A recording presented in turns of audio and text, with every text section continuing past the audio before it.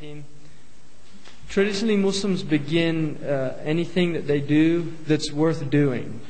There's a hadith that says anything worth doing should begin with Bismillah ar-Rahman ar-Rahim, which is also the actual first statement in the Quran. If you open up any Quran, the very first thing that will be read is Bismillah ar-Rahman ar-Rahim, which means in the name of Allah, the merciful, the compassionate. And Rahman and Rahim are derived from the same root, because Arabic words, and I'm probably going to talk about this a lot over this course of lectures, Arabic words are built on triliteral roots. The Semitic languages are root-based languages. So Hebrew has the same phenomenon. You're dealing with a language in which a semantic field or a constellation of meanings emerges out of primitive root structures, which are based on 3 letters generally, sometimes 4. But the vast majority are 3-lettered, which is interesting in terms of cosmology. 3 is a very interesting number because it introduces the idea of multiplicity. From the 1 came the 2, and from the 2 came myriad forms. So 3 is literally the beginning of multiplicity. And so language by its nature, which is almost inexhaustible in a sense, and could in reality be considered inexhaustible, is built in the Arabic language on 3. Now, the Quran itself is a word which also comes from a root word.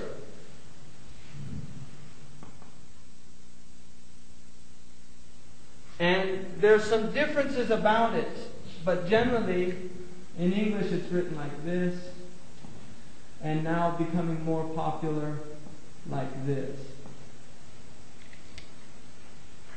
Generally, the root words here are qa, qaf, ra, and ya. And these are 3 Arabic letters.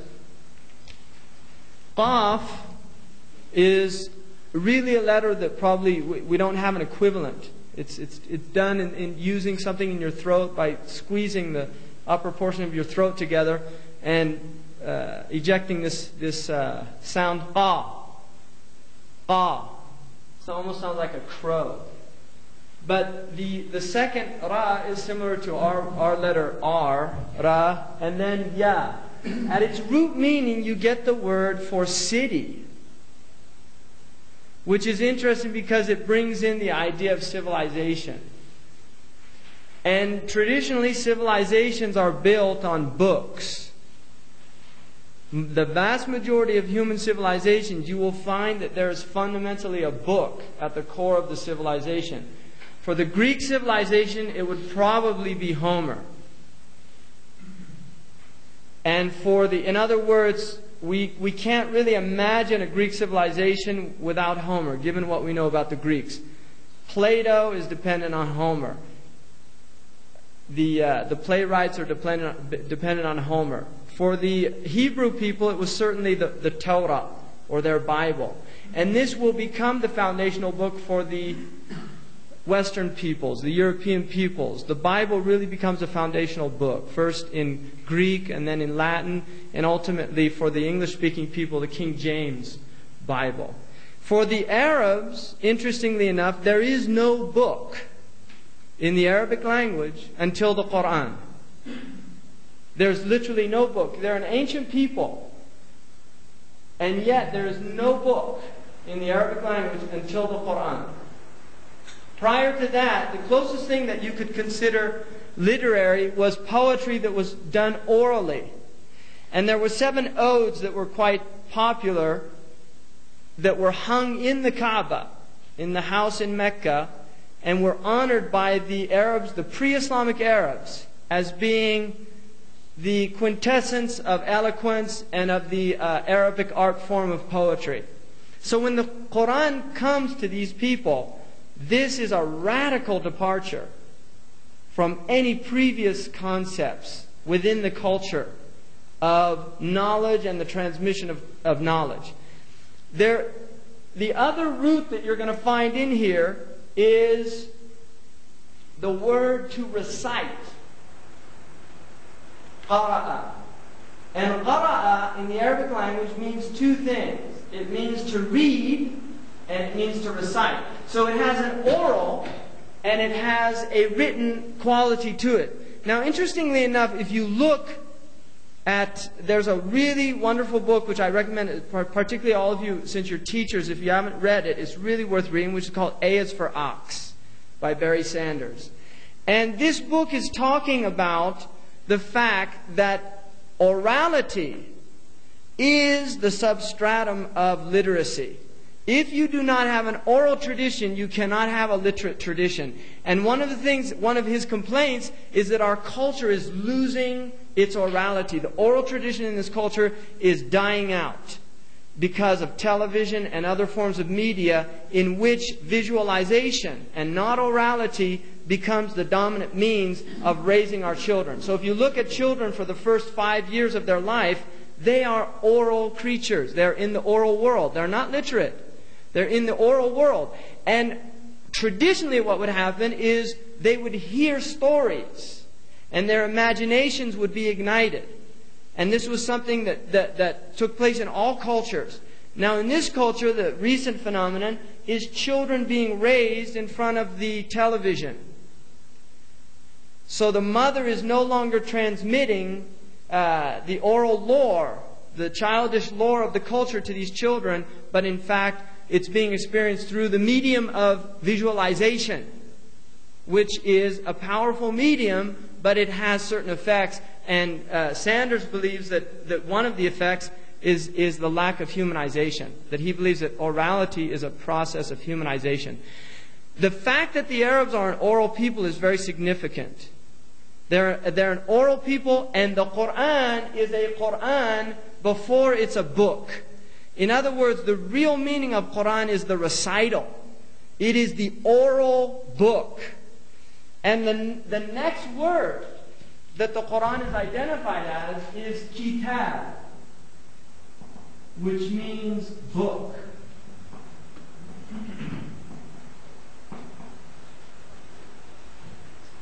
And kataba, the root word, means to join together.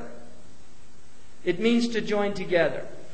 So what happens with the Arabs is that in 570 of the Christian era, a boy is born in Mecca to a mother who his father dies prior to that, during her pregnancy, Amina. And this boy is named Muhammad, sallallahu alaihi wasallam. And during this time, for the first few years of his life, he is sent to the desert, to the oral Arabs, to learn the language through this tradition of the Arabs in raising. The aristocratic Arabs would send their children to the desert Arabs because they considered that they were the most eloquent Arabs. And they wanted the children to absorb the language within the first 5 years of their life, because they recognized that children that were raised amongst these people who spoke a very powerful Arabic would have also strong Arabic, even if they spent the later portion of their life in the city. And so during this time, for the first 40 years of this man's life, really from all, if we look at it just in terms of a human life, very little matters of significance occur in this man's life. By all intents and purposes, one would really say that had the Prophet not reached his 40th year, that he would have been known amongst his people perhaps for one thing only, which was that he was extremely trustworthy.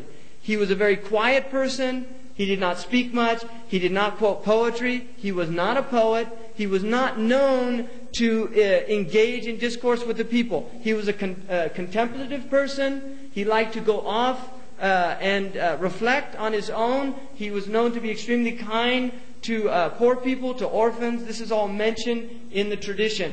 Other than that, he had no aspirations of being a leader within his people, as some people would. He was from an aristocratic clan, but he happened to be from a grouping within that clan that was on bad times, Bani Hashim. Now, just prior to his 40th lunar year, because the Muslims, when they talk about years, they're talking about lunar years, which is about 11 days short of a solar year each year. So his 40th lunar year would probably be about 39 years of age in terms of solar, little less probably. At the age, just before his 40th birthday, he began to see some dreams in the tradition, but he would go off to a mountain just outside of Mecca, which is called Jabal an-Nur, the mountain of light. And during that time, the word that was used to describe what he was doing was tahannuth. And in Arabic, hind is polytheism. Tahannuth means to avoid polytheism, to avoid idols. So he was going out to this place and he would meditate in this cave. And we really don't have a description of the actual practices that he was doing. But there was a tradition amongst the Arabs called the Hunafa or the Hanif. And these were people who were inclined towards a type of monotheism. They did not worship the idols. They did not believe in the idols. But they did not necessarily speak out against the idols of the Jahili Arabs or the Arabs prior to the Prophet Muhammad's mission. So he would go to this cave, and in the 40th year, in the month of Ramadan, he had an experience. Now there are many ways to look at this experience, and Western Orientalists generally said wretched things about the Prophet. If you read early traditional literature coming out of Europe, just really not very nice things. They've become a lot nicer recently. Since oil was discovered in the Arabian Peninsula, there needs to be diplomacy when we talk about people's beliefs and traditions, when you have interests involved there. So Orientalists have definitely become, that's a cynical way of looking at it. I think maybe there's been some growth as well within the academic community. And certainly the impetus for attacking Islam prior to that, often based on an almost evangelical type of Christianity that existed, particularly within the Protestants in England, the Anglican Church and others, who really felt it their duty to Christianize the world. There was a very strong ideal that we should civilize the world, and certainly the Arabs need it just like anybody else. And then you have a long history within the Western tradition of just a type of antagonism between the Islamic forces, because they were world power for centuries, and the Christian forces in Europe. I mean, that tension really, they were coexisting with a lot of tension, with few exceptions in different places, like periods of time in Sicily, for instance, during the time of King Roger of Sicily, where there was a lot of interpenetration going on between the Arabs and the Christians.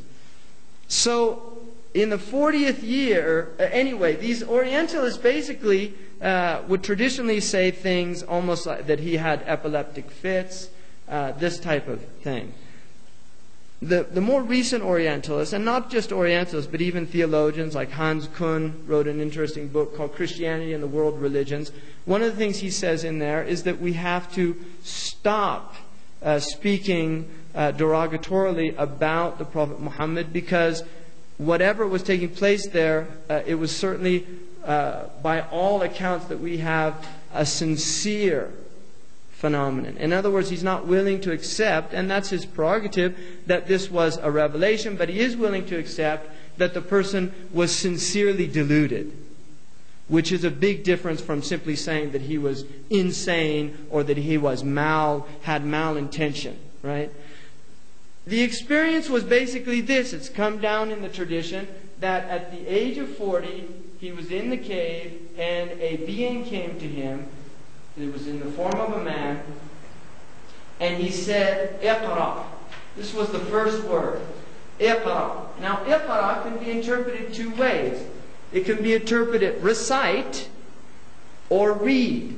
Now, the Prophet Muhammad was neither a reciter of poetry, nor could he read.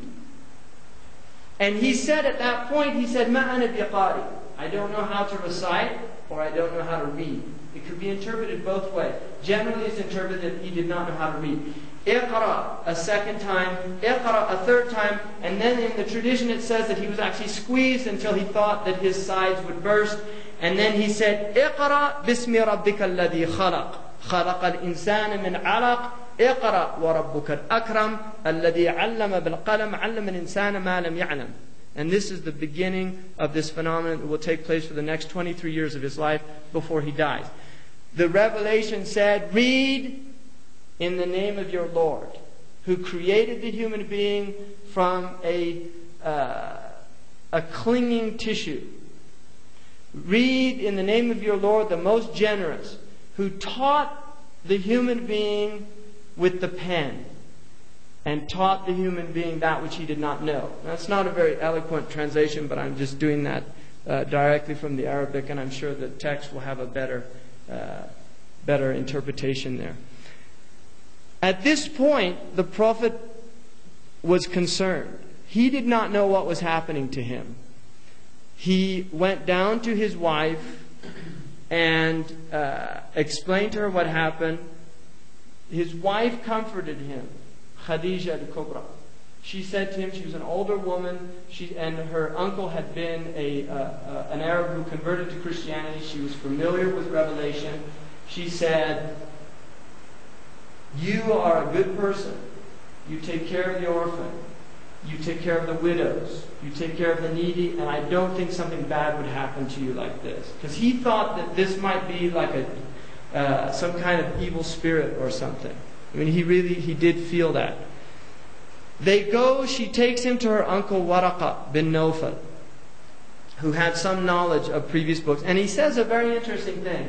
He said, this is the namus. Now, for people that know Greek, namus comes from nomos. Right? And nomos means the law. So in other words, he was saying, this is namus that came to Musa. In other words, you are being given a revelation. That's what this is. And he told him, your people, when they find this out, will become your enemies and drive you from this city. And he said, would they do that? Because he had never done anything wrong to them before that. And he said, they will do that, and I wish that I was a young man, that I might be by your side doing this. Now, during the next period of time, he begins to get these revelations. The next one, Ya ayyuhal muzammiru. Oh, you wrapped, because he used to wrap himself when he would meditate, wrapped in a cloak. And these revelations begin to come with a regularity. Now, the Prophet Muhammad, in a description, sallallahu alaihi wasallam, he said that sometime the revelation came like a bell, like the ringing of a bell. In other words, it began as a vibration, and then it would move into letters, and then into the actual words. And it's interesting because when you hear, for instance, there's a group of letters that many of the chapters of the Quran begin with. 19 chapters in the Quran begin with these letters. They're called muqatta'at. And if you hear them recited, they أعوذ بالله من الشيطان الرجيم بسم الله الرحمن الرحيم ألف لام ميم. Now you can hear the vibratory force there. And this is how some of these revelations were beginning, literally like a vibration, moving into the material world from another realm, according to the Muslim tradition. During this time, he began to tell close people. And Khadijah is the first person who believes him, his wife, which is interesting. She didn't, abandon him. She was right there and she said, I believe this. His nephew, who was his cousin, who was living in his house, from his uncle, the son of his uncle, he was taking care of him, Ali ibn Abi Talib, who was a young boy at that time, but he also says that he believes, tells him that he believes in the tradition. And then other people from very close people that knew him. Abu Bakr as-Siddiq was a very close person. But at a certain point, he's commanded to warn his family. So he gathers them all together. And he says to them, what would you say if I told you that there was an army on the other side of the mountains of Mecca waiting to attack you? And they said, we would believe you, because you're al-Amin, you're the trustworthy one. And he said, what would you say if I was a messenger of God? And I was sent to you. And they said, we don't believe you. And they rejected that. And then, as more people begin to come into Islam, the Quraysh began to get worried. And it's very interesting what they said. They said about the Prophet, they said, "Yusaffihu ahlamana." He makes us look stupid.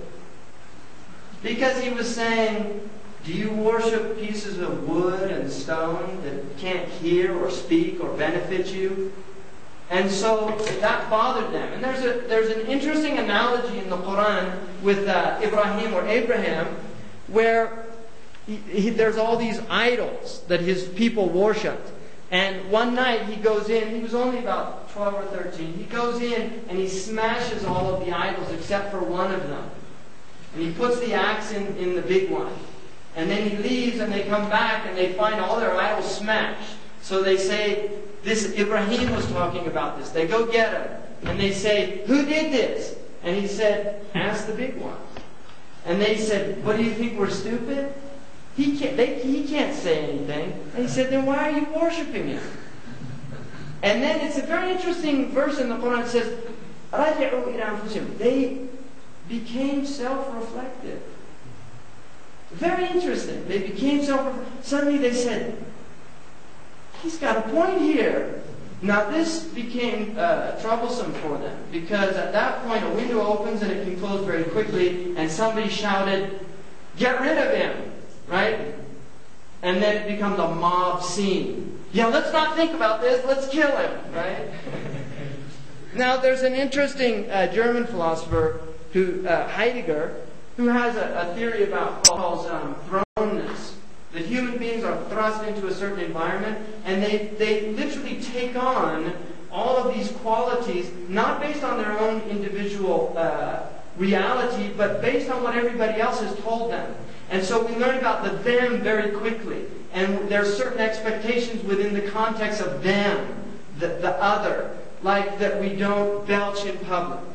Right? I mean, we learn quickly that there are certain things we don't breach.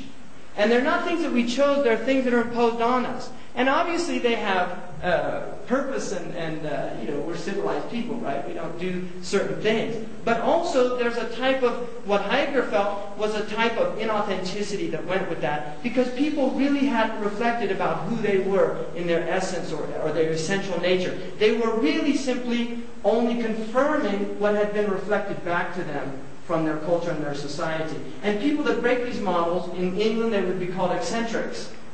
Right? People that don't, and the English actually kind of allow for that within their culture. But you have to be rich, that's a prerequisite. Because if you're poor, they call you mad. But Heidegger felt that a person who had never come to terms with this, he called it an undifferentiated person. They really had never thought that the only reason I am the way I am is because I grew up in a certain culture and environment. And this culture and environment has completely imposed upon me a way of viewing the world, a language that involves a worldview. All of these things are literally superimposed upon us, and we submit to them without reflection, by and large. Now, Heidegger's solution to it was, he said the only authentic act that you could really do once you realize this was die. In other words, nobody's going to teach you how to die. You will do that very authentically. So he said you become a being unto death. But for the Muslim, and I really think that the Quran really did this to these people, it forced them to look at what Heidegger would call their thrownness. In other words, why are we worshiping these idols? Why are we burying our baby girls alive? Because people didn't think about it. You see, it's like in certain cultures, I mean, in this culture we have a very serious crisis where there's reflection on both sides with the abortion issue. I mean, there's people who say this is wrong. And we hear that and we have to think about it. Whereas in that culture, nobody was there saying it was wrong. They were saying it was perfectly acceptable. Now here comes a man who starts saying, this is wrong. That's a very strong thing for a people who have not given a lot of reflection to themselves or their cultures. So the Quran begins to literally question things very deeply. And the first period, which is 13 years, is called the Meccan period. Now during the Meccan period, the dominant themes within the Quran are primarily what in Arabic is called Tawheed. Now, Tawheed is sometimes translated as monotheism, which is, I don't like that translation. The actual word in Arabic means to make one. If you translated it quite literally, it would be the making of one. But the word means, from a Quranic perspective, is worshipping Allah or God with absolutely no association in that worship. Nothing is associated in that worship with God. Nothing whatsoever. And this is, if you want one word that will give you the theme of Quran, it's this word. And this is why the Muslims have, in the Western comparative religious tradition, they have been called radical monotheists. More so than the Jewish tradition and more so than the Christian tradition. The Muslims are considered radical monotheists. One, there is absolutely no anthropomorphism in Islam. There is no association of God with creation. And probably one of the most definitive verses in the Quran about the nature of Tawheed is لَيْسَ كَمِثْلِهِ شَيْءٍ. There is no thing like God. The early community said, whatever occurs to your intellect, God is other than that.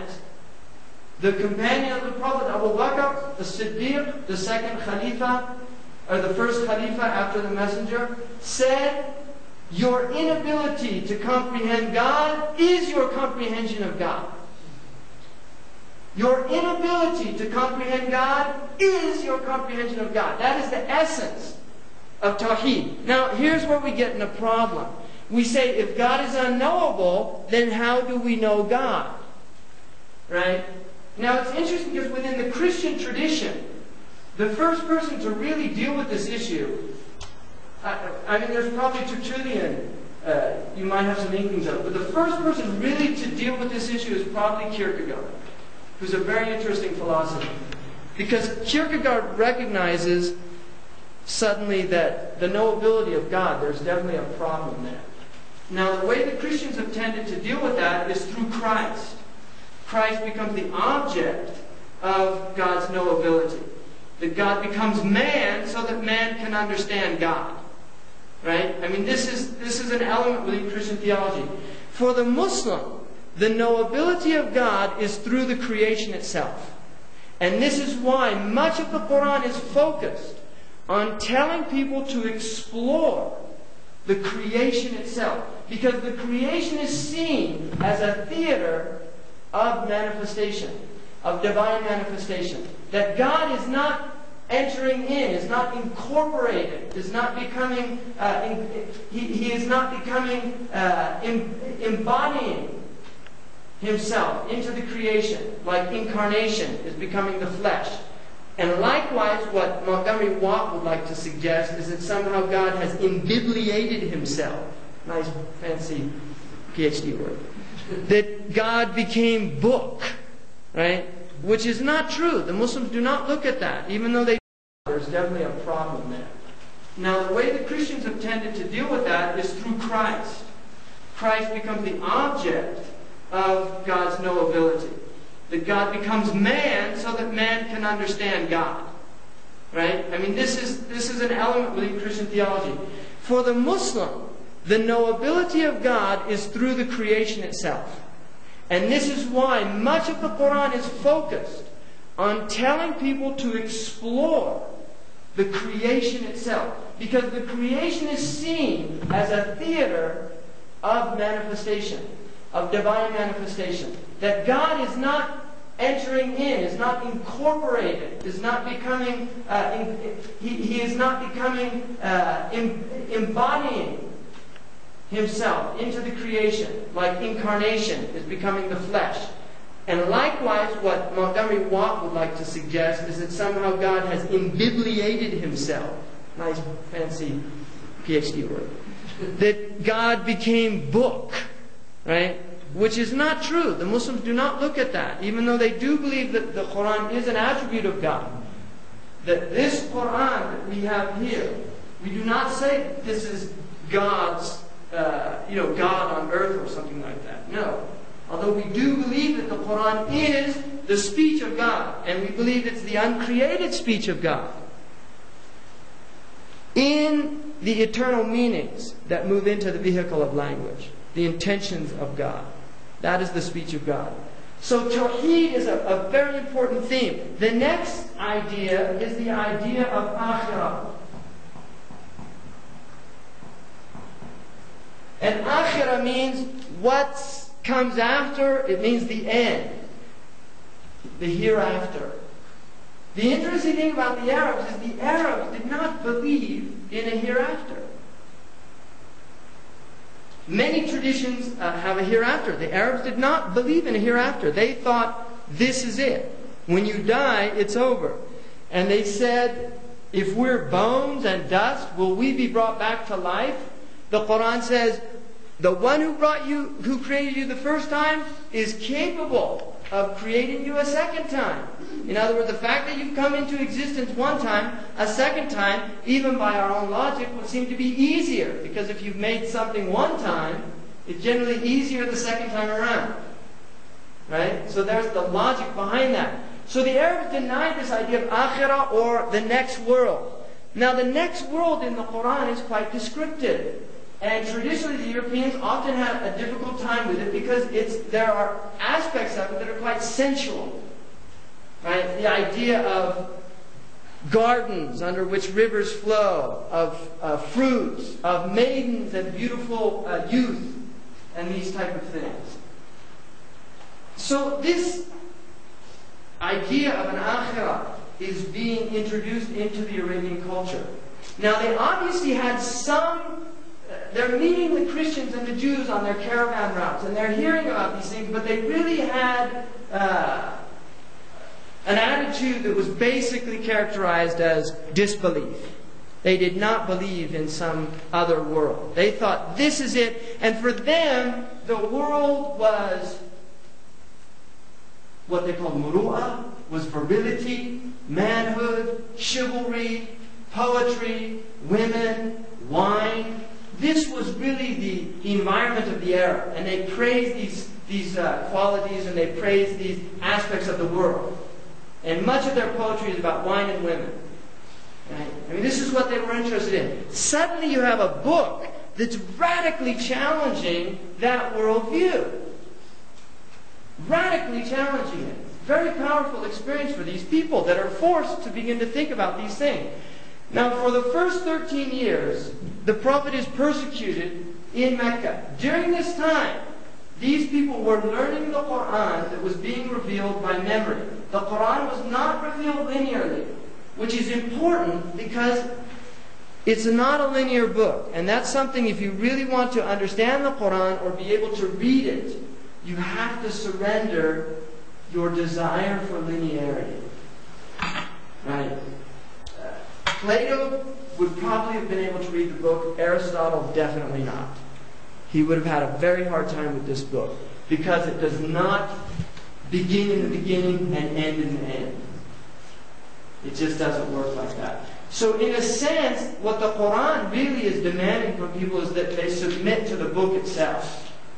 And I think it's very fascinating that the first verse of Quran after the opening chapter is Alif Lam Mim. 3 letters, nobody knows what they mean. Every commentator on the Quran will ultimately say about these 3 letters, God knows what they mean.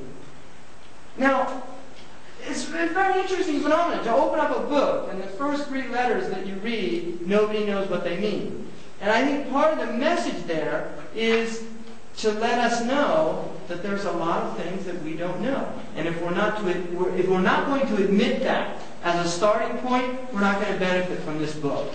If we're going to go to the book filled with ourselves, and we're going to superimpose upon the book our own ideas, then we're not going to get anything out of the book. So the book, for the 13 years, these Meccan verses are being revealed. Now if you look at the Meccan verses, they are, even though there are 85 of the chapters in the Quran are Meccan. 85. 39 of them are Medinan. Only 11 out of the 30 parts of the Quran, equal parts are from Mecca. Only 11. 19 are from Medina. So the Meccan surahs or chapters are very short. And they tend to fall towards the end of the book, even though they were revealed in the beginning of this dispensation. So although the Meccan verses are the first verses, they are generally the ones that are found at the end of the book, which is very interesting. And when Muslims learn the book by heart, they will generally begin at the end. That's where they'll begin. They'll begin with the last 30th of the Quran. Now the next idea that is being introduced is the idea of what's called Sa'ah. And Sa'ah means the end of time. Now the Prophet Muhammad, peace be upon him, his understanding of himself was that he was the first sign of the beginning of the end of the worldly existence of this Adamic species. He actually viewed himself as the first sign. In other words, all traditions that were based on revelation, according to the Islamic tradition, were basically indicating that the human experience will come to an end.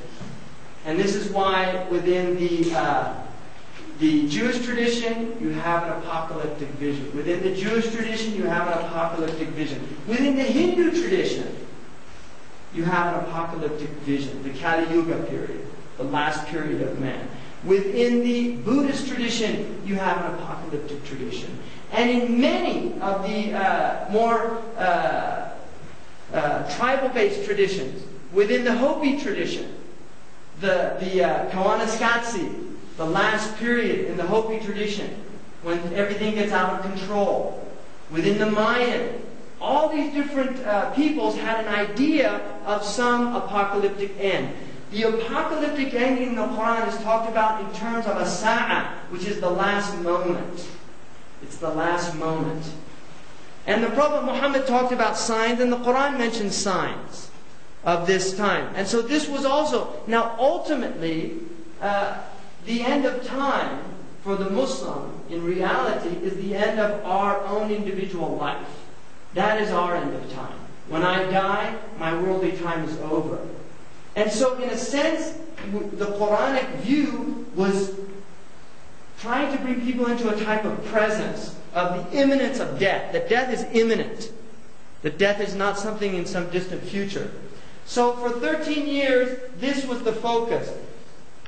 After 13 years, the Quran is basically being memorized. And if you live with oral peoples, people that really still maintain these traditions, and I know Dr. Suleiman Yang, who's from Africa, and knows in the West African oral tradition, there are peoples that will recite epic poems of tribes. If they don't recite them exactly as they learn them, then they literally lose their job. They can't be a storyteller. So the Arabs were people that memorized poetry and related poetry exactly as they had phenomenal memories. And I've lived with the Mauritanians in West Africa whose memories are extraordinary, like the young man who's here with us. Just phenomenal, the amount of information that he retains exactly. Now for people that don't understand this oral tradition, they find it very hard to imagine that a human being can memorize this entire text, the Arabic text, and not make a mistake. Now I can bring that young man here, and I can read the Quran, and I can purposely leave out a verse, and he'll correct me immediately. Now the other thing that's interesting about the Quran is for people who memorize it, and even parts of it, will quickly learn that the Quran is a self-correcting book because it has a very unusual rhythm that if you find a verse moves out of sync, suddenly you're aware, I've said something wrong. And I'll give you an example. Last week, I read the Subh prayer, and it was a rather long surah that I read. And at the end of it, I said a verse that is actually out of the Quran, but it wasn't the verse that went in that place. And it used almost these same words. And that morning, probably for the next half hour, something was bothering me, and then I realized what it was. I said the verse wrong. And I corrected myself. Nobody corrected me in the prayer, but I corrected myself. And it's very interesting when you memorize the Quran, because I've tried to memorize a lot of things. Like, I used to memorize some poetry. I went to prep school, and you had to memorize poems and memorize like some piece of Shakespeare and things like that. The really interesting thing about it is that the Quran, one, is facilitated. It's very easy to memorize. It's not hard to memorize for many, many people. And the other thing is, it's actually quite difficult to forget it if you will recite it within reasonable time limits. Repeat it every once in a while. It's very difficult to forget. But the Hafidh, or the one who preserves the Quran, is somebody who has memorized it by rote. It usually takes about, in the Indian subcontinent, they'll do it between 1.5 to 2.5 years. In Mauritania, they have more rigorous standards because they have other things to learn than just rote memorization. They usually take about 4 years doing it. And they do it when they're children. The Arab, they say, memorization in youth is like carving in stone. And memorization in old age is like painting on water. And one of the scholars, they said, it's not that the memory's gone. It's that we've got too many worries when we get older. Children, they don't have to worry, so it all just sticks there. Or as you get older, you're thinking about a lot of other things. But it's still phenomenal what we memorize. So during these 13 years, the Quran is being memorized this way. It's also being written by the few people who know how to write it. Because most of the Arabs were illiterate. And the Prophet Muhammad said in a sound transmission, he said, we are an illiterate people. We don't read and we don't calculate. So he was admitting that about his people. The Quran itself says, He's the one who sent amongst the illiterates a messenger. That he recites to them his signs. وَيُزَكِّيهِمْ, and he purifies them. وَيُعَلِّمُهُمُ الْكِتَابَ وَالْحِكْمَةِ, and he teaches them the book and wisdom. إِنْ كَانُوا مِنْ قَبْلُ لَفِي ضَلَالٍ مُبِينٍ, even if they were in clear error before that. So the Prophet is seen as a messenger first and foremost to the Arabs, who are an illiterate people. Now, after 13 years of oppression, he makes a migration to Medina. Right? It's actually a flight. It's called the Hijrah. He flees there because they actually tried to kill him at that point. And he goes there, and many people begin to become Muslim. Now the Quranic discourse radically changes from the Meccan period to the Medinan period. You will see a change between these two. The focus of the verses moves away from these topics to the social environment. How to implement. Once these have been interiorized, how are they implemented in social behavior? If you believe in God, what is that going to do to alter your character, to alter your behavior? How will that change you as an individual, as a person? So the focus becomes on character, on building a community, on building a society. So you will see many of the verses revealed in Mecca begin, O humanity, O humankind. But in Medina they begin, O you who have accepted. In other words, the call in Mecca was to people. From amongst those people there were those who responded, and now the revelation is going to focus on creating an environment in which this teaching will manifest at the societal level, not simply at the individual level. And so the next 10 years are Medinan period. For 10 years you call it the Medinan period. Now the interesting thing about the Quran is within Meccan verses are Medinan verses. And within Medinan verses are Meccan ayats. In other words, there are sections. Because over the 23-year period, according to the tradition of the Sunni Muslims, during this period, it's our belief that Gabriel was coming to the Prophet and telling him the order that the Quran should be in. So it was revealed non-linearly, but now it begins to move into a type of sequence. And beginning mostly with the Medinan surahs in the beginning and the Meccan surahs at the end. After 10 years, During that time, the entire Quran is written during the lifetime of the Prophet, but it is not collected together. There is no collection. But during his lifetime, the entire Quran is written in his presence. And the Muslims don't have any doubt about that. The Orientalists, the older ones are actually better than the more recent ones from Germany. But they would definitely challenge that claim. But the Muslims would not. I mean, this is our belief that in that time. Now, in 632, the Prophet Muhammad dies. Sallallahu Alaihi Wasallam. And at that point, there are even a few revelations right before his death. And we know what they were, which verses they were. So the Prophet left companions behind who had memorized the entire Quran. And one of them was Ubay ibn Ka'ab, who the Prophet was commanded to have him recite the Quran to him, and he would listen to it. Many of the companions had memorized the Quran during this time, completely. At this point, they're teaching the people, Islam is beginning to spread. Now, in 633, there was a battle called the Battle of Yamama. And it was actually fighting people in the Najd area who had, there was a man there who had claimed that he was a prophet.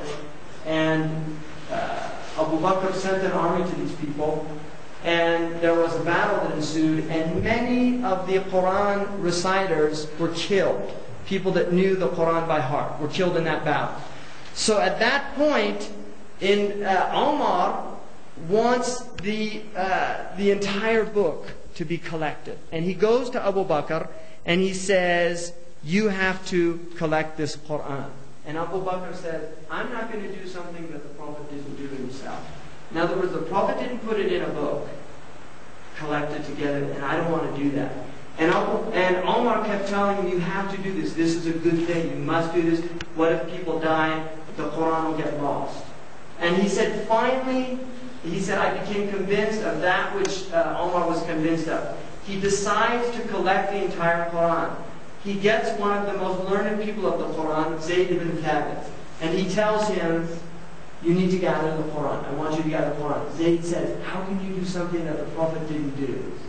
They were very worried about introducing, because much of the Quran is talking about how previous revelations were changed, that the people came after, they changed the teaching of the Prophet. So there was a real fear within the first community of doing anything that their Prophet hadn't done.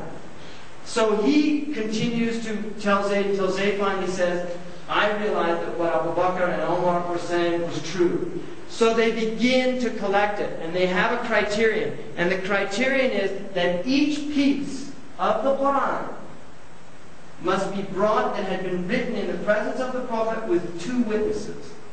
This is the criterion.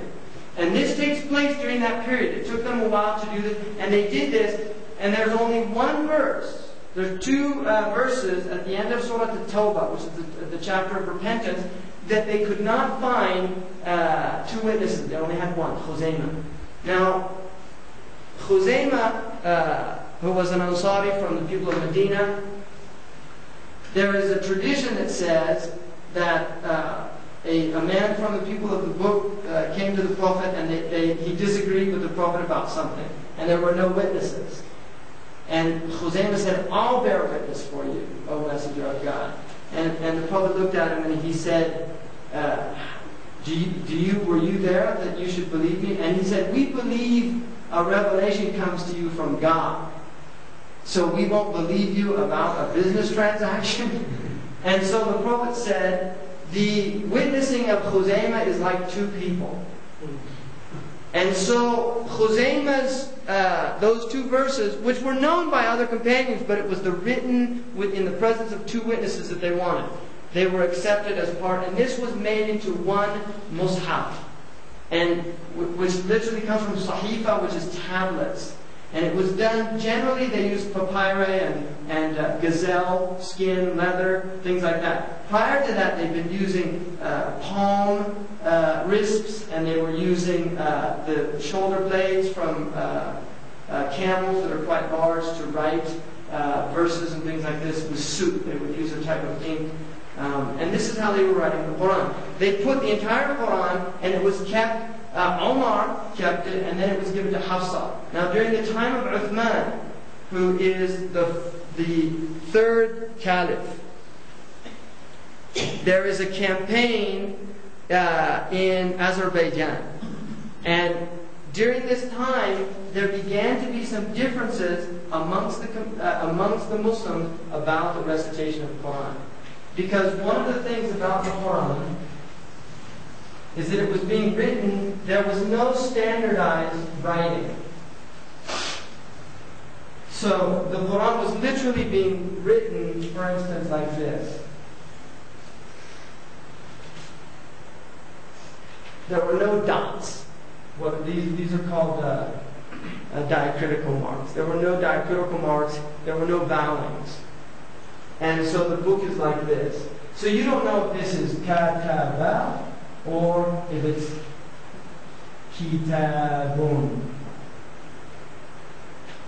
Now, because of this reason, there were many people who memorized it and knew what it was, but there were other people that were beginning to learn it with the sheets and beginning to differ.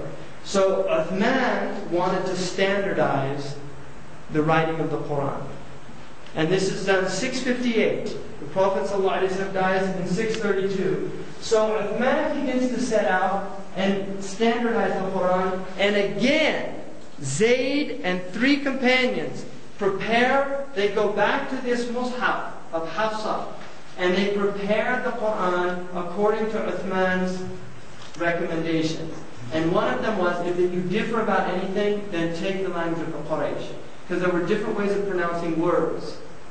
For instance, the Quraysh say mu'min, and the Bani Tamim said mu'min, like that. It's a difference. So there are different ways. The Quraysh said waduha, walayli idha sajah, and other tribes said waduha, walayli idha sajah. So you got differences of pronunciation. So Uthman has this project carried through and then sends copies, identical copies, to the various centers of the Muslims and the governors, and demands, as the head of the Muslim government, that all of the Qurans be burnt, except these that were based on this writing. Now this is very early, because, I mean, if you look within the Jewish tradition, the Bible, the Old Testament is really, it's gathered over about 900 years, basically, I mean, according to modern scholarship. And there's 4 dominant versions, like the Yahweh's, the Elohim, the Sacerdotal, and you'll get some big differences.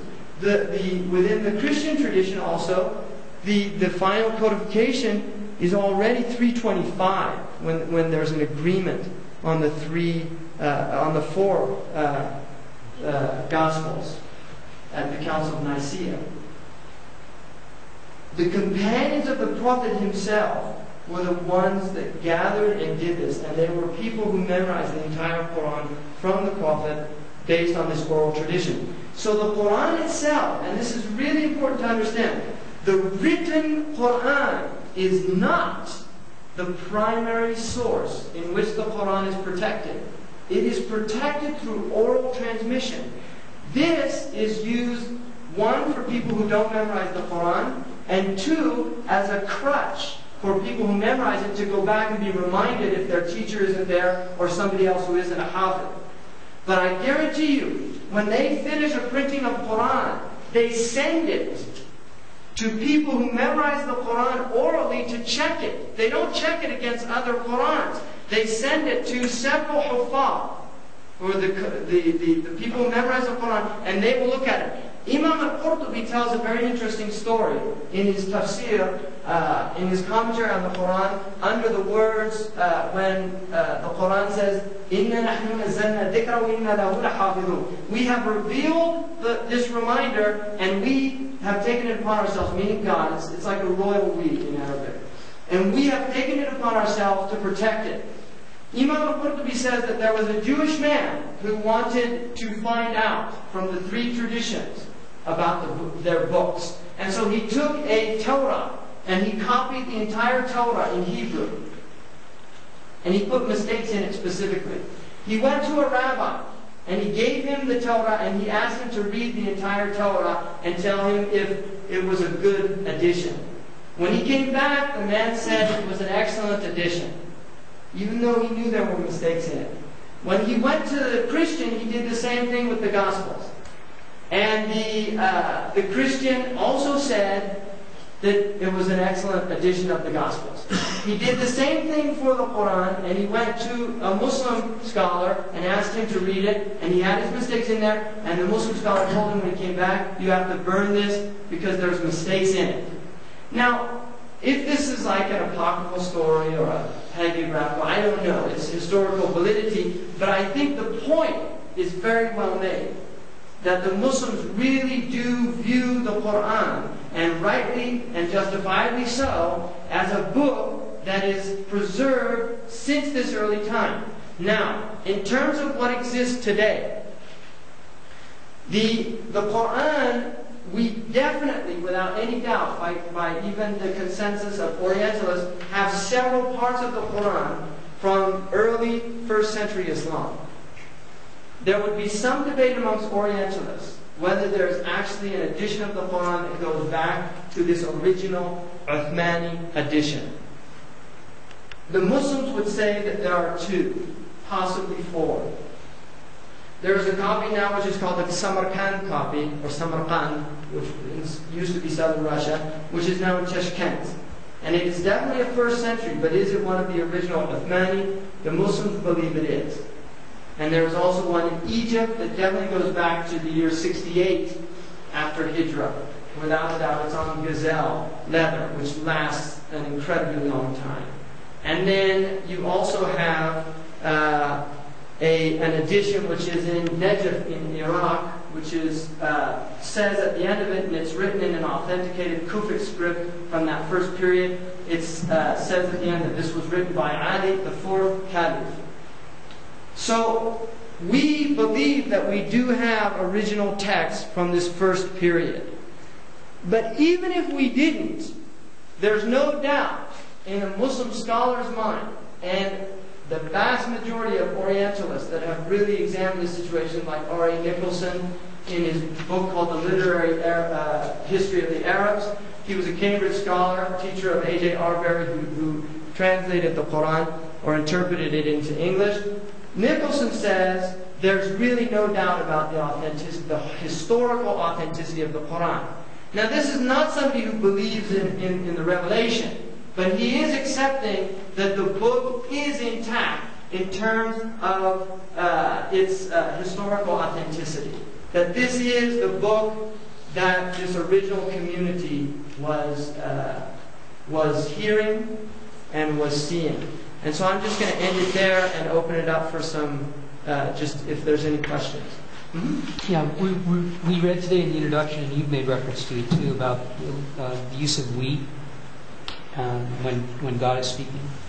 And you said that it's like the royal we. Is that the only interpretation? In the Arabic language, it's called al-jam'u liman yu'azzimu nafsahu, which means the plural of the one who's exalting himself. So, from an Arab's perspective, if God's using it, it's acceptable. But when an individual uses it, it's arrogance. And you do find individuals in the Arab world that will say, "Nahnu akalna kathiran al-yawm." You know, we ate a lot today. And he's talking about himself. And it's actually it's considered bad manners. But this is the way it's absolutely. It's never seen as indicating more than one God. Absolutely not.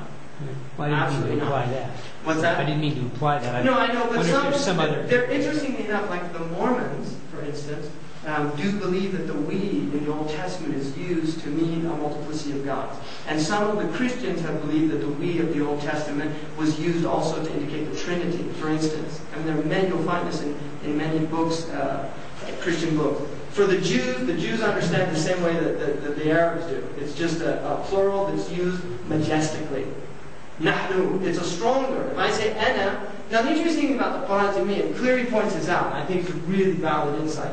Cleary says that one of the really interesting things about the Quran is that the shift of perspectives. Because sometimes, the Quran is saying, I. La ilaha illa ana. There's no God but I. Sometimes, La ilaha illa anta. There's no God but you. Sometimes, La ilaha illa huwa. There's no God but He. So it's shifting constantly, this change in perspective. Sometimes it's plural, sometimes it's singular. And it's a very fascinating phenomenon in the Quran. Any other questions?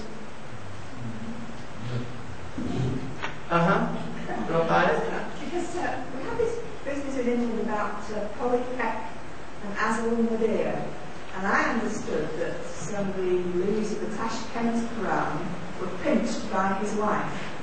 Well, they ended up in their possession. Do you know anything about that? Yeah, they say that a few of the leaves were stolen. And they also say, interestingly enough, in the Treaty of Versailles, I think it's like in the 246, the Article 246, one of the conditions of surrender to the Germans was that they would return the Uthmani copy of the Quran that was in their trust from the Ottomans.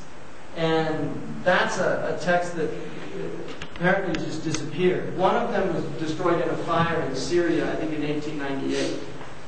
So, but I have heard that. And some of them showed up in Sotheby's. Yes, it's the same. Yeah, some of them showed up for sale at Sotheby's, caused by a scandal. When heaven is described as there being maidens and beautiful attendant youths, is this to be taken literally? Yes and no. Well, if it's now, don't you teach philosophy? Pardon? Are you a teacher of philosophy? Yeah. Okay. So, because philosophers generally can deal with a yes or no answer. There's a type of paradox here. On the one hand, we don't say that it doesn't not mean that. On the other hand, we certainly don't say that it means like we understand here. Right? The paradise, according to the Muslim, it says the best description of it, according to the Revelation, is Mada Imra'at, what no eye has seen and no ear has heard and has never occurred to the human mind. So there's an idea that we really can't understand what it is, but we know that it is going to be the greatest experience of felicitousness. It's called Sa'ada. And one of the 13th century scholars actually said that the sexual pleasure was the highest physical pleasure that God has given the human being. Not the highest mental, because they believe that it was higher. But it was the highest. And he actually said that this was to give the human being a taste, just for a moment, of a glimpse of the approximation of the delights of paradise. So the Muslims, I don't think, have ever been like prudish about those types of things. You know, I mean, the Prophet was not a sensualist by any means, and people that say that is a gross disservice to his character, because he was not, and he could certainly have been, and I don't think even had he been, he would not have been faulted by his people, but he was not. His wives were elderly women; they were widows and orphans, with the exception of one. I have a statement. It's not really a question, but you talked about the Torah and the Gospel being written and they're putting these on mistakes and on purpose. There's a tradition among scribes of the Torah, which are always handwritten, to always have a mistake put into the Torah to show men's imperfection. It would be arrogant for a Hebrew scribe to ever try to say, this is perfect. There's only God who creates something perfect. Well, see, that's a really good, I'm glad you brought that up. I'm glad you brought that up. I think that's a really good point. Just a sin of arrogance. Because, see, the Muslims believe that the Quran is the divine word of God, and therefore they believe that to put a mistake in it would be of the greatest transgression. In other words, that it is a sacred trust. And in fact, the Quran says that we gave this trust, we offered this trust to the heavens, to the earth and to the mountains, and they refused to bear it, but the human being bore it. Now it's interesting because according to the Quran, the Jews and the Christians said bimastahfilu, that they were given the task themselves of protecting their books, and they fell short. That's what the Quranic version is. But then it says about the Quran, because it's the final one, there would be no prophet after the prophet, to clarify that there were mistakes, it says that God alone has taken it upon God, the divine, to protect this book. So the Muslims actually believe that it is divinely protected for that very reason. And I'm really glad you brought up that point, because I think it's a very pertinent point. I just added a postscript to that, because when Arabs do their carpet work, they make a deliberate mistake in it. Right. So that's a similar thing. A carpet with a mistake is worth a lot more than a carpet that's made by a machine in Belgium. Anything else? I'm curious, how many people approximately know the entire Quran? I would say it's probably, if not in the hundreds of thousands, I would say it's, it would be hard to estimate. But I'll give you an example. When I was in Mauritania, the tribe that I stayed with, and there's several thousand of them, none of the men do not know the Quran by heart. Every single, it's like a prerequisite for that tribe. The tribe that man's from, they all memorize the Quran. And the women, some of them memorize the entire Quran, most of them memorize at least like a third. So it's very, if you go to Mecca, it's very interesting. When you're at Mecca, there's 1 million people there. And I feel sorry for the imam, because he's got a microphone. If he makes a mistake, right? He'll make a mistake. Boom! You just hear voices from all over breaking in and correcting him. From everywhere, really. And it's not encouraged to do that. You're supposed to give the imam a break and let him correct himself.